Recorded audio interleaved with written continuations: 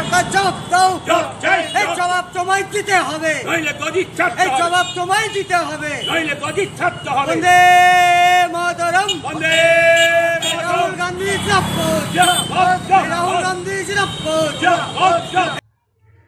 বোলপুর শহরে গান্ধী মূর্তির পাদদেশে কংগ্রেসের বিক্ষোভ, কারণ ভারতবর্ষের সংবিধান রচয়িতা ডক্টর বি.আর. আম্বেদকর তাকে বেফাঁস মন্তব্য ঘিরে তোলপাড় হয়ে ওঠে সমগ্র দেশ।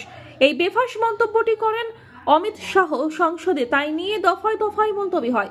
বিরোধী সাংসদেরা ক্ষোভে ফেটে পড়েন। এছাড়াও রাহুল গান্ধীকে অপমান করার প্রতিবাদে আজ বোলপুর শহরে গান্ধী মূর্তির পাদদেশে বোলপুর শহর ও ব্লক কংগ্রেসের পক্ষ থেকে বিক্ষোভ ও প্রতিবাদ সভার আয়োজন করা হয়েছিল। এই প্রতিবাদ ও বিক্ষোভ সভায় অংশগ্রহণ করেছিলেন বোলপুর শহর ও ব্লক কংগ্রেসের কর্মীবৃন্দরা।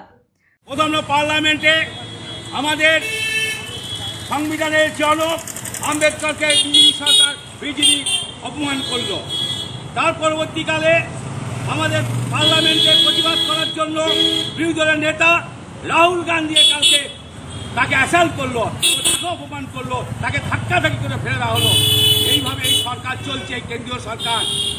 এরা ব্যাপারটা বলে রাহুল গান্ধী একটা বিরোধী দলের নেতা, তার সঙ্গে অপমান, এটা জাতীয় দলের সঙ্গে অপমান।